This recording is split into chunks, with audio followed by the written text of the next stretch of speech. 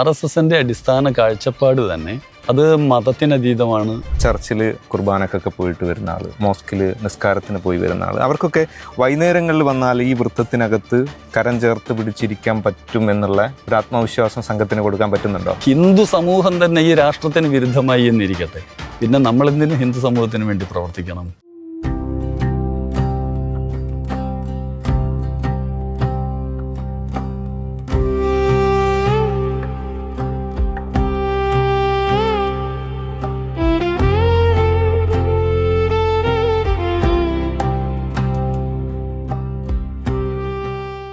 സംഘബന്ധുക്കൾക്കും സുഹൃത്തുക്കൾക്കുമിടയിൽ KPR എന്നറിയപ്പെടുന്ന KP രാധാകൃഷ്ണൻജിയാണ് ഇന്ന് നമ്മോടൊപ്പം ഉള്ളത്.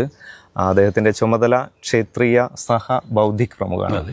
പൊതുസമൂഹത്തിൻ്റെ മുന്നിൽ ക്ഷേത്രീയം എന്ന് പറയുമ്പോഴും ബൗദ്ധിക് എന്ന് പറയുമ്പോഴൊക്കെ പെട്ടെന്ന് പിടികിട്ടാത്തൊരു തലമുണ്ടാവും. വാസ്തവത്തിൽ എന്താണ് പ്രവർത്തന മേഖല ഈ സഹ ബൗദ്ധിക് പ്രമുഖ എന്നൊക്കെ പറയുമ്പോൾ?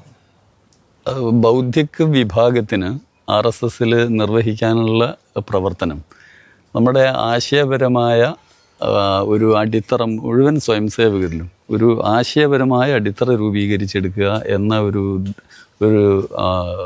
പ്രവൃത്തിയാണ് ബൗദ്ധിക് വിഭാഗിന് സംഘത്തിൽ ചെയ്യാനുള്ളത്.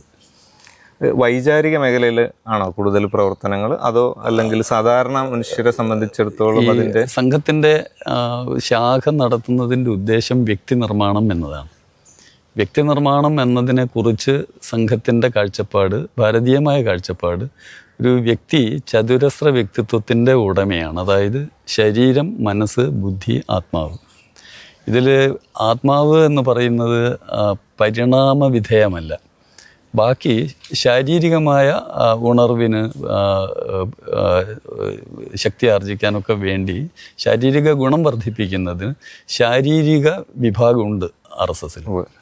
മാനസികവും ബുദ്ധിപരവുമായ വളർച്ചയും വികാസവും RSSന്റെ വ്യക്തി നിർമ്മാണം എന്ന ഉദ്ദേശത്തിന് പൂരകമായി ഈ മാനസികവും ബുദ്ധിപരവുമായ വികാസം ലക്ഷ്യം വെച്ചുകൊണ്ട് പ്രവർത്തിക്കുന്ന വിഭാഗമാണ് സംഘത്തിൽ ബൗദ്ധിക് വിഭാഗം. ശരിക്കും അതൊരു വലിയ തരത്തിലൊരു ഫിലോസഫിക്കലായിട്ടുള്ള മാത്രമല്ല, കുറച്ചുകൂടി സാധാരണക്കാരെ കണക്ട് ചെയ്യുന്ന അവൻ്റെ വൈകാരികവും വൈചാരിക മേഖലകളൊക്കെ രൂപപ്പെടുത്തിയെടുക്കാൻ വേണ്ടിയിട്ട് തീർച്ചയായും ആ തരത്തിലാണ് അതിനെ കുറച്ചുകൂടെ കാണുന്നത്. തീർച്ചയായും RSS ഒരിക്കലും ഒരു RSSന്റെ ശാഖകളിലൂടെ ബുദ്ധിജീവികളെ വളർത്തിയെടുക്കാൻ, ബുദ്ധിപരമായി അങ്ങേയറ്റം നമ്മൾ സാധാരണ മലയാളത്തിൽ പ്രയോഗിക്കുന്ന ബുദ്ധിരാക്ഷസന്മാരെ വളർത്തിയെടുക്കാൻ ആ തരത്തിലുള്ള ഒരു ഉദ്ദേശത്തോടു കൂടിയല്ല ബൗദ്ധിക വിഭാഗം പ്രവർത്തിക്കുന്നത്. സംഘത്തിൻ്റെ കാഴ്ചപ്പാടനുസരിച്ച് നാട്ടിൻ്റെ സാമൂഹ്യ പരിഷ്കരണത്തിന് നേതൃത്വം കൊടുക്കേണ്ടുന്നത് സാധാരണക്കാരാണ്, ശരാശരി മനുഷ്യനിലൂടെ. ഇപ്പോൾ സ്വാമി വിവേകാനന്ദനൊക്കെ അങ്ങനെ ലക്ഷ്യം വെച്ചവരാണ്, മാർജിനൽ മാൻ. അവരെയാണ് അദ്ദേഹം അഭിസംബോധന ചെയ്തത്. പലപ്പോഴും ഈ പരിചയപ്പെടുമ്പോഴേ ചിലപ്പോൾ അതിലകത്ത് ഡോക്ടർമാരുണ്ടാവും, സയൻറ്റിസ്റ്റുകളുണ്ടാവും, സാധാരണക്കാരുണ്ടാവും, ഇങ്ങനെ പല മേഖലകളിൽപ്പെട്ട ആളുകളൊക്കെ പരിചയപ്പെടുമ്പോഴും സംഘടനാ പശ്ചാത്തലത്തിൽ നിന്നിട്ട് അവരെ കാണുമ്പോൾ എല്ലാവർക്കും ഒരേ എന്താ പറയുക ഭാവവും ഒരേ രീതിയിലുള്ള കാഴ്ചപ്പാടുകളൊക്കെയാണ് പലപ്പോഴും കണ്ടിട്ടുള്ളത്. അതായത് അവരവർ വ്യവഹരിക്കുന്ന വ്യത്യസ്ത മേഖലകളിലെ അസ്തിത്വം അതിനെ പരിപോഷിപ്പിക്കുന്നതല്ല. ഈ വൃത്തത്തിൽ വരുമ്പോഴേക്കും എല്ലാവർക്കും ഏതെങ്കിലും തരത്തിലുള്ള ഒരു ശ്രേണീബന്ധം കാണുന്നുണ്ട് സ്വഭാവങ്ങളിൽ, പൊതുസമൂഹത്തോടുള്ള പെരുമാറ്റങ്ങളിൽ ഒക്കെ. അതെങ്ങനെയാണ് അങ്ങനെ സംഭവിക്കുന്നത്? സംഘത്തിൽ നമ്മുടെ അടിസ്ഥാന വിദ്യാഭ്യാസം ഒന്ന് തന്നെയാണ്. സംഘത്തിൻ്റെ ശാഖയിലൂടെ കടന്നു പോകുന്ന മുഴുവൻ സ്വയംസേവകർക്കും കിട്ടുന്ന വിദ്യാഭ്യാസം എന്ന് പറയുന്നത് ദേശീയ കാഴ്ചപ്പാടനുസരിച്ച് തൻ്റെ ശരീര മനോബുദ്ധികൾ, അതുപോലെ സമ്പത്ത്, ഇതൊക്കെ രാഷ്ട്രത്തിന് സമർപ്പിക്കാൻ സന്നദ്ധനായ വ്യക്തികളെ വളർത്തിയെടുക്കുക. ബാക്കി കാര്യങ്ങളൊക്കെ അവരുടെ താല്പര്യത്തിനും അവരുടെ അഭിരുചിക്കും അനുസരിച്ച് അവരവരുടെ വളർച്ചയും വികാസവും ഒക്കെ അതിനുശേഷം സംഭവിക്കുന്ന. അതുകൊണ്ട് പ്രാഥമികമായി എല്ലാവർക്കും കിട്ടുന്ന വിദ്യാഭ്യാസം ഒന്നാണ് എന്നതുകൊണ്ട് ഈ പൊതു സ്വഭാവം കാണും. ശരിക്കും അത് സംഘം അതിനാൽ ആ ഒരു സ്വഭാവം ആർജിച്ചെടുക്കുന്നത് ഒരു ഭാരതീയതയുടെ ഒരു വേരുകളിൽ നിന്നൊക്കെ ആയിരിക്കില്ലേ? ഒരു ഭാരതത്തിൻ്റെ ഒരു നമ്മൾ കണ്ടറിഞ്ഞൊരു സ്വത്വം ഉണ്ടല്ലോ, അതെ, അതുമായിട്ട് കണക്റ്റഡ് അല്ലേ? അല്ലെങ്കിൽ തീർച്ചയായിട്ടും ഇപ്പോൾ സംഘത്തിൻ്റെ ഒരു ഉപാസനാമൂർത്തി എന്ന് പറയുന്നത് രാഷ്ട്രദേവതയാണ്. അപ്പോൾ ഈ രാഷ്ട്രത്തിന് ഒരു മഹത്വപൂർണമായ ഒരു ഭൂതകാലം ഉണ്ടായിരുന്നു. ഒരു പാരമ്പര്യവും ചരിത്രവും ഉണ്ടായിരുന്നു. മഹാന്മാരായ പൂർവികന്മാരുണ്ടായിരുന്നു. നമുക്ക് നമ്മുടെ നാടിൻ്റെ നിലനിൽപ്പിനും പുരോഗതിക്കും ഒക്കെ വേണ്ടിയുള്ള പ്രവർത്തനം, അതിനാവശ്യമായ ആശയപരമായ എല്ലാ അടിത്തറയും ഭാരതത്തിലുണ്ട്. പക്ഷേ പല കാരണങ്ങൾ കൊണ്ട് പിൽക്കാലത്ത് നമ്മളത് വിസ്മരിച്ചുപോയി. നമ്മളെ അത് ഓർക്കാതിരിക്കാൻ വേണ്ടിയുള്ള ബോധപൂർവമായ പരിശ്രമങ്ങൾ പലരും നടത്തി. എന്നാൽ സംഘം വിശ്വസിക്കുന്നത് നമ്മളുടെ പുരോഗതിക്കും നമ്മളുടെ നിലനിൽപ്പിനും ഒക്കെ ആധാരമായിട്ടുള്ളത്, അതിനപ്പുറത്തേക്ക് ലോകത്തിൻ്റെ തന്നെ നന്മയ്ക്ക് ആധാരമായിട്ടുള്ള എല്ലാ തത്വചിന്തയും എല്ലാ തരത്തിലുള്ള ആശയപരമായ അടിത്തറയും ഭാരതത്തിനുണ്ട്. അതുകൊണ്ട് ഭാരതത്തിൻ്റെ വേരുകളെ കണ്ടെത്തി ഭാരതത്തിൻ്റെ ചിന്താ പദ്ധതി അനുസരിച്ച് ഒരു മനുഷ്യനെ വളർത്തിയെടുക്കുക എന്നത് തന്നെയാണ് രാഷ്ട്രീയ സ്വയംസേവക സംഘം കഴിഞ്ഞ 100 വർഷമായിട്ട് നടത്തിപ്പോരുന്ന പ്രവർത്തനത്തിൻ്റെ കാതൽ. ഇപ്പം അങ്ങ് പറഞ്ഞല്ലോ, നമ്മളിപ്പം ഭാരതത്തിലുള്ള ഏതൊരാളെയും എന്ന് പറയുമ്പം ഭാരതത്തിലുള്ള എല്ലാ ആളുകളെയും ഒരേപോലെ കാണുന്ന ഒരു ആശയമാണ് സംഘം മുന്നോട്ട് വെക്കുന്നതെന്നാണ് അതിനകത്ത് മനസ്സിലാവുന്നത് കേൾക്കുമ്പോൾ. പക്ഷേ പ്രയോഗത്തിൽ അങ്ങനെയല്ല എന്നുള്ളൊരു ആരോപണമാണ് സംഘം നേരിടുന്ന ഏറ്റവും വലിയ ആരോപണങ്ങൾ. കാരണം ശതാബ്ദി വർഷത്തിലേക്ക് എത്തുമ്പോഴും സംഘം ഹിന്ദുത്വ ഭീകരർ എന്നുള്ള മട്ടിലൊക്കെയാണ് സംഘത്തിൻ്റെ ഒരു പ്രൊജക്ഷൻ മാധ്യമങ്ങളിലൂടെയൊക്കെ ആളുകളിലേക്ക് കിട്ടുന്നത്. വാസ്തവത്തിൽ സംഘത്തിന് ഈ ഇതര ധർമ്മങ്ങൾ അനുഷ്ഠിക്കുന്ന ആളുകളെ, ക്രിസ്ത്യനാണെങ്കിലും മുസ്ലിം ആണെങ്കിലും ഒക്കെ, അവരോടൊക്കെയുള്ള ഒരു സമീപനം മതപരമായി അവരെയൊക്കെ വേറൊരു തട്ടിലേക്ക് നിർത്തിയുള്ള ഒരു കാഴ്ചപ്പാട് സംഘത്തിനുണ്ടോ? ഒരിക്കലുമില്ല. കാരണം RSSൻ്റെ അടിസ്ഥാന കാഴ്ചപ്പാട് തന്നെ ഈ ഹിന്ദുസ്ഥാനത്തിൽ, ഈ ഭാരതത്തിൽ ജനിച്ച എല്ലാവരും ഹിന്ദുക്കളാണ്. അത് മതത്തിനതീതമാണ്. ജാതിക്കും വിഭാഗീയതകൾക്കും പ്രാദേശികവാദത്തിനും ഒക്കെ അതീതമായിട്ടുള്ള ഒരു കാഴ്ചപ്പാടാണ് ഭാരതത്തിൽ ഈ ഹിന്ദുസ്ഥാനത്തിൽ ജനിച്ചവരെല്ലാം ഹിന്ദുക്കളാണെന്ന കാഴ്ചപ്പാട്. ഇത് ആശയതലത്തിൽ ഇതാണ് നമ്മുടെ സംഘത്തിൻ്റെ കാഴ്ചപ്പാടെങ്കിലും പ്രായോഗിക തലത്തിൽ നമ്മൾ ഈ സമൂഹത്തെ സംഘടിപ്പിക്കാൻ വേണ്ടി ഇറങ്ങുമ്പോൾ നമുക്ക് നേരിടേണ്ടി വരുന്ന ഒരു പ്രധാനപ്പെട്ട പ്രശ്നം, ഞങ്ങൾ പരമ്പരാഗതമായി തന്നെ ഹിന്ദുക്കളാണ് എന്ന് വിശ്വസിക്കുന്ന വിഭാഗവും ഞങ്ങൾ ഹിന്ദുക്കളെയല്ല, ഞങ്ങൾ മുസ്ലിങ്ങളാണ് അല്ലെങ്കിൽ ക്രിസ്ത്യാനികളാണ്, മറ്റേതെങ്കിലും വിഭാഗങ്ങളാണ് എന്ന് വിശ്വസിക്കുന്ന ആ തരത്തിൽ 2 വിഭാഗങ്ങളെ നമുക്ക് നമ്മുടെ നാട്ടിൽ കാണാം, ഇതേ ഒരേ സമൂഹത്തിൽ. അങ്ങ് വിശദീകരിക്കാൻ ശ്രമിക്കുന്ന ഹിന്ദു എന്നുള്ളത് ഭാരതീയൻ എന്നുള്ളതിന്റെ ഒരു മിററിംഗ് ആണ്, റിഫ്ലക്ഷൻ ആണ് അല്ലെ? ഭാരതീയൻ എന്ന അർത്ഥത്തിലാണ് ഹിന്ദു എന്ന പദം ഉപയോഗിക്കുന്നത്.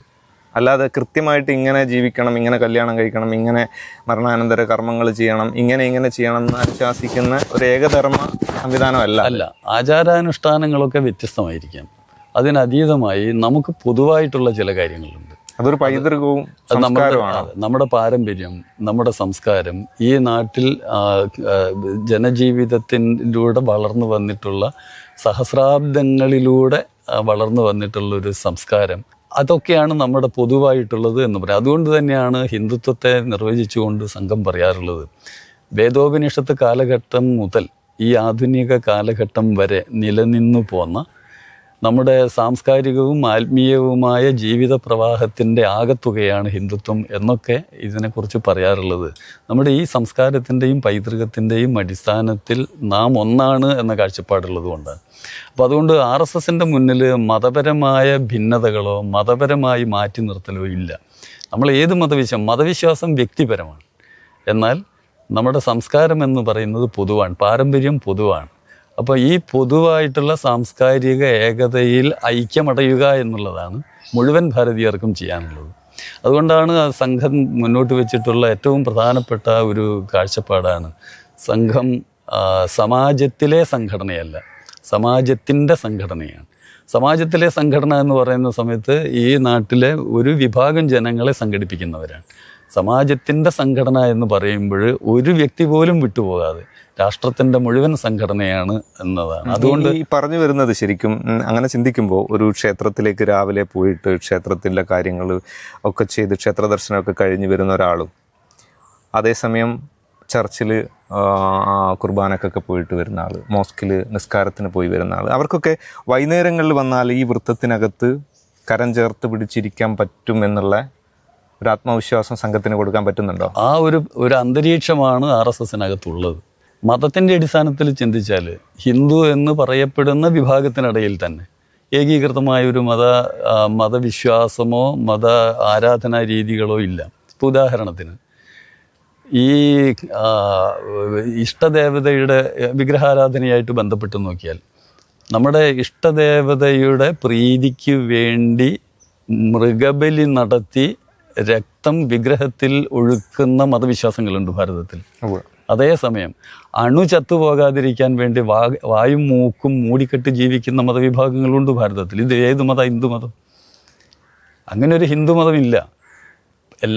വിവിധ തരത്തിലുള്ള ആയിരക്കണക്കിന് സമ്പ്രദായങ്ങളുള്ള ഒരു മതാചാരങ്ങളുള്ള മതമേ ഇല്ലാത്ത വിഭാഗങ്ങളെയും ഉൾക്കൊള്ളുന്നതാണ് ഹിന്ദുത്വം. അതിൽ ഒരു മുസ്ലിമോ ക്രിസ്ത്യാനിയോ മറ്റൊരു ആരാധനാ രീതിയോ ഉൾക്കൊള്ളാൻ ഹിന്ദു സമൂഹത്തിന് ഒരു ബുദ്ധിമുട്ടുമില്ല. അതുകൊണ്ട് ആരാധനയുടെയും ഇത് ഫലപ്രദമായിട്ട് വിശദീകരിക്കാനോ അല്ലെങ്കിൽ അങ്ങനെ ഒരു ആത്മവിശ്വാസം ഇതര ധർമാനുഷ്ഠാനക്കാർക്ക് കൊടുക്കാനോ വേണ്ടത്ര സംഘത്തിന് സാധിച്ചിട്ടുണ്ടോ? ഞാൻ ചോദിക്കുന്നത് അതൊരു എന്താ പറയുക, ഒരു വിമർശനമായിട്ടല്ല, അതിൻ്റെ ഒരു സാധുതയാണ് ഞാൻ ചോദിക്കുന്നത്. അങ്ങനെ RSS ഇത് വിശദീകരിക്കേണ്ടുന്ന സന്ദർഭങ്ങളിലൊക്കെ RSS വിശദീകരിച്ചിട്ടുണ്ട്. അത് ഇങ്ങനെ വിശദീകരിച്ച് നടക്കുക എന്നുള്ളതല്ല RSSൻ്റെ മുഖ്യ പരിപാടി എന്നുള്ളത് കൊണ്ടാണ് പലപ്പോഴും അത് വേണ്ടതുപോലെ ശ്രദ്ധിക്കപ്പെടാതെ പോയിട്ടുള്ളത്. നമ്മുടെ RSSൻ്റെ പറച്ചിലല്ല, കുറച്ചുകൂടി സഹജാവബോധം ആളുകളുമായിട്ട് ചേർന്ന് തീർച്ചയായും അത് RSS സംഘസ്ഥാപകൻ ഡോക്ടർ ജി തന്നെ വളരെ വ്യക്തമായിട്ട് പറഞ്ഞിട്ടുണ്ട്. RSS ഉണ്ടായത് ചൂണ്ടിക്കാണിക്കാനും ആഹ്വാനം ചെയ്യാനും വേണ്ടിയല്ല. RSS ഉണ്ടായത് ഈ വിഷയം പരിഹരിക്കാൻ വേണ്ടിയിട്ടാണ്.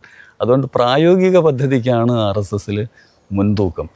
വിടവുകളും ഉണ്ടാവാതിരിക്കത്തക്ക രീതി. അതുകൊണ്ട് ഈ മുസ്ലിം വിഭാഗത്തിൽ ക്രിസ്ത്യൻ വിഭാഗത്തിലൊക്കെ പെട്ടവർ ഒരു പക്ഷേ ശ്രദ്ധയിൽപ്പെട്ടിട്ടുണ്ടായിരിക്കും. RSSനെ ഇത്ര സത്യസന്ധവും നിഷ്പക്ഷവുമായി വിലയിരുത്തിയ മറ്റൊരാളുണ്ടോ എന്ന കാര്യം സംശയമായിരിക്കും.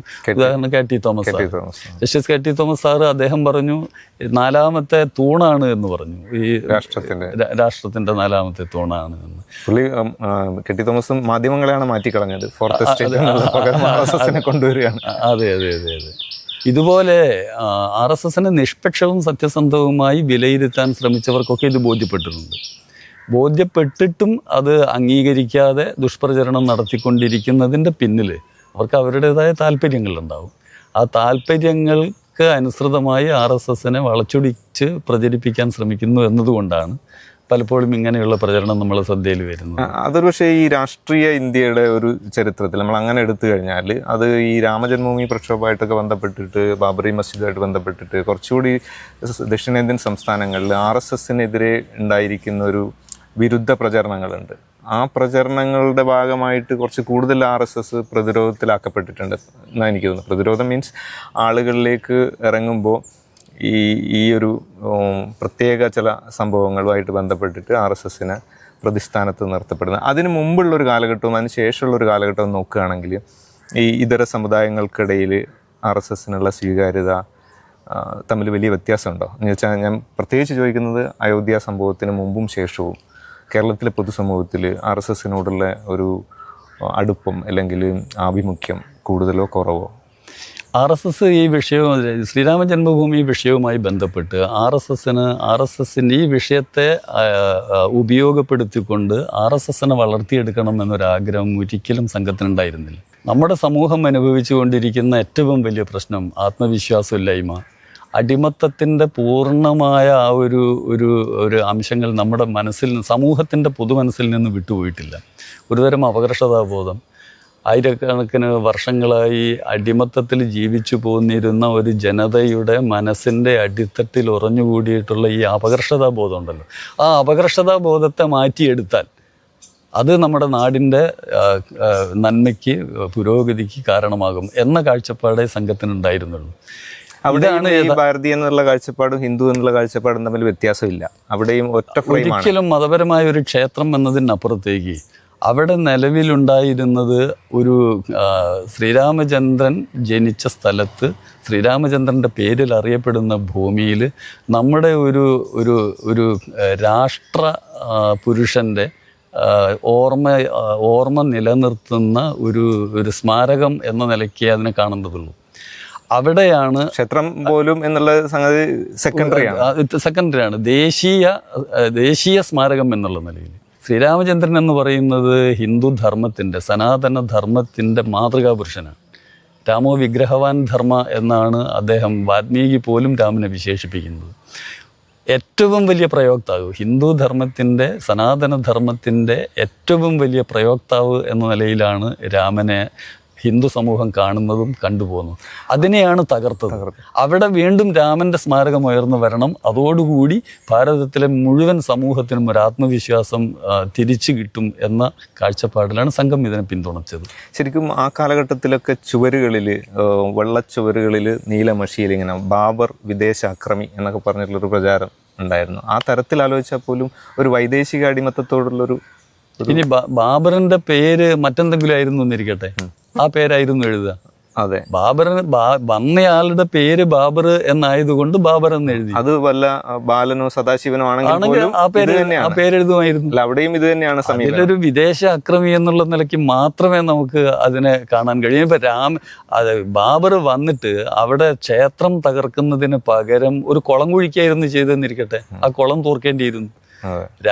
ബാബർ വന്നിട്ട് അവിടെ അയോധ്യയിൽ ചെയ്തത്, അല്ലെങ്കിൽ ഭാരതത്തിൽ എവിടെയെങ്കിലും ചെയ്ത് ഒരു തൂണ് ഉണ്ടാക്കുക എന്നുള്ളതായിരുന്നു എന്നിരിക്കട്ടെ, ആ തൂണ് തകർക്കേണ്ടിയിരുന്നു. സാങ്കല്പികമായിട്ട് ബാബറിന് പകരം ഒരു ചൈനീസ് ആക്രമണത്തിലാണ് അത് നഷ്ടപ്പെട്ടതെങ്കിൽ തിരിച്ച് ഇതേ സമീപനം തന്നെയായിരിക്കും സംഘത്തിന് ഉണ്ടാവുക. രാഷ്ട്രത്തിന് വിരുദ്ധമായിട്ട് ആര് പ്രവർത്തിച്ചാലും മതമല്ല പ്രശ്നം, രാഷ്ട്രവിരുദ്ധതയുണ്ടോ എന്നുള്ളത് മാത്രമാണ് വിഷയം. RSSന്റെ കാഴ്ചപ്പാടിൽ അത്രയേ ഉള്ളൂ. സ്വാഭാവിക അർത്ഥത്തിൽ, കേവലാർത്ഥത്തിൽ ഹിന്ദു പേരുകളിൽ വന്ന ഒരു രാജാവ് ആക്രമിച്ച് നശിപ്പിച്ചാണെങ്കിൽ പോലും അത് റിവൈവ് ചെയ്യപ്പെടും. പൂജനീയ ഗുരുജി, സംഘത്തിന്റെ രണ്ടാമത്തെ സർസംഘചാലക്, അദ്ദേഹം ഒരിക്കൽ പറഞ്ഞിട്ടുണ്ട്, ഹിന്ദു സമൂഹം തന്നെ ഈ രാഷ്ട്രത്തിന് വിരുദ്ധമായി എന്നിരിക്കട്ടെ, പിന്നെ നമ്മളെന്തിന് ഹിന്ദു സമൂഹത്തിന് വേണ്ടി പ്രവർത്തിക്കണം എന്ന്.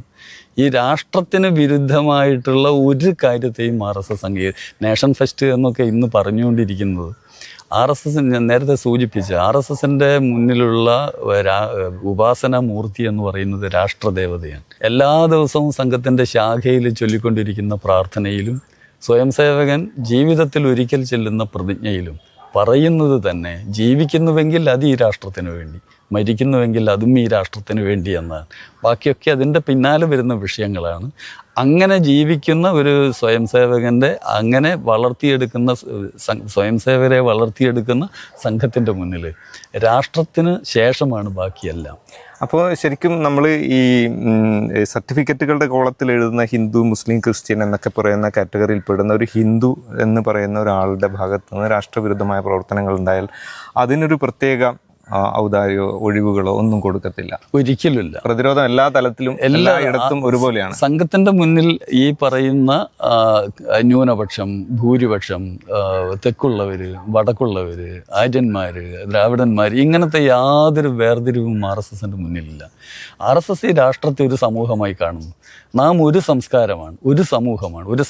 നമുക്കൊരു സംസ്കാരമായതുകൊണ്ട് തന്നെ നാം ഒരു സമൂഹമാണ്. ആ നിലയിൽ മാത്രമാണ് RSS ഈ നാട്ടിലെ ജനങ്ങളെ കാണുന്നത്. അത് ഒരു തരത്തിൽ പറഞ്ഞാൽ ഈ മതന്യൂനപക്ഷം എന്ന് വിശേഷിപ്പിക്കപ്പെടുന്നവർ തന്നെ ഓർക്കേണ്ടത്, അതിങ്ങനെ പ്രചരിപ്പിച്ചുകൊണ്ടിരിക്കുന്ന രാഷ്ട്രീയക്കാർ ഓർക്കേണ്ടത്, ഏതാണ് ഇവിടുത്തെ ഇന്നിപ്പം രാഷ്ട്രീയക്കാരുടെയൊക്കെ അല്ലെങ്കിൽ പൊതുവേ പറയപ്പെടുന്ന മതന്യൂനപക്ഷം, ഇതിലേതാണ് അവർക്ക് കൂടുതൽ സുരക്ഷിതം? നിങ്ങൾ ന്യൂനപക്ഷമാണ്, വേറെ മതവിഭാഗമാണ്, നിങ്ങളുടെ പാരമ്പര്യവും സംസ്കാരവും വേറെയാണ്, ഭൂരിപക്ഷത്തിൻ്റെതല്ല എന്ന് പറയുന്നതാണോ അവർക്ക് സുരക്ഷിതം? അതോ നമ്മളെല്ലാവരും ഒരമ്മയുടെ മക്കളാണ്, നമ്മളുടെ പൊതു സംസ്കാരം ഒന്നാണ്, പാരമ്പര്യവും പൈതൃകവും ഒന്നാണ് എന്ന് പറയുന്ന RSS, അതുകൊണ്ട് നാം സഹോദരന്മാരാണ്, നാം ഒരു സമൂഹമായി ജീവിക്കേണ്ടവരാണ്, ഇതിലേതാണ് അവർക്ക് കൂടുതൽ സുരക്ഷിതം? അവർക്ക് കൂടുതൽ സുരക്ഷിതം നമ്മൾ ഒരമ്മയുടെ മക്കളാണ് എന്ന് പറയുന്ന RSSന്റെ കാഴ്ചപ്പാടാണ്. പക്ഷെ അത് മനസ്സിലാക്കിക്കാനുള്ള ഒരു പരിശ്രമമോ മറ്റു പലരുടെയും ഭാഗത്തു നിന്ന് ഉണ്ടാവുന്നില്ല എന്നുള്ളതാണ് നിർഭാഗ്യകരമായ പരിതസ്ഥിതി. ഇന്ന് കുറേയൊക്കെ മാറ്റം വരുന്നുണ്ട് എന്നുള്ളത് ശരിയാണ്. അതിനടിവരയിടുന്ന ഒരു കാഴ്ചപ്പാട് കുറച്ചുകൂടെ ഈ പൊതുസമൂഹമായിട്ടുള്ള സംവാദത്തിൽ ഇപ്പം RSSന്റെ സർസംഘചാലകൻ തന്നെ വ്യക്തമാക്കിയിട്ടുണ്ടെന്ന് തോന്നുന്നു അല്ലേ? തീർച്ചയായിട്ടും. അദ്ദേഹം വളരെ വ്യക്തമായിട്ട് തന്നെ അദ്ദേഹം ഒരിക്കൽ പറയുണ്ടായി, എല്ലാ പള്ളികളിലും ശിവലിംഗം തിരയേണ്ടതില്ല. അത് അദ്ദേഹത്തിൻ്റെ പ്രസ്താവന. അത് ഒരു തരത്തിൽ RSS ഒരു മതസംഘടനയാണ് എന്ന് വെച്ചിരിക്കുന്നവരെ സംബന്ധിച്ചിടത്തോളം അവരുടെ എതിർപ്പിന് കാരണമായിട്ടുണ്ട്. എല്ലാ ഭാരതീയരും ഇവിടെ ജനിച്ച എല്ലാവരും ഹിന്ദുക്കളാണ് എന്ന ഒരു പ്രസ്താവനയുണ്ടായി അദ്ദേഹത്തിൻ്റെ. ആ സന്ദർഭത്തിലും RSS ഒരു മതസംഘടനയാണ് എന്ന് വിശ്വസിച്ച് വെച്ചവരുടെ ഭാഗത്ത് നിന്ന് എതിർപ്പുകൾ ഉണ്ടായിട്ടുണ്ട്. അപ്പം അദ്ദേഹം അത് വളരെ സംഘത്തിൻ്റെ പരംപൂജനീയ സർസംഘചാലക് ഭാരതീയരായിട്ടുള്ള എല്ലാവരും ഹിന്ദുക്കളാണ് എന്നതാണ് സംഘത്തിൻ്റെ കാഴ്ചപ്പാട് എന്ന് ആവർത്തിച്ച് കൊണ്ടേയിരിക്കുന്നു. ഈ ഒരു ശതാബ്ദി വർഷവുമായി ബന്ധപ്പെട്ട പ്രവർത്തന പരിപാടികൾക്കിടയിലും അദ്ദേഹം അത് പറഞ്ഞുകൊണ്ടിരിക്കുന്നു.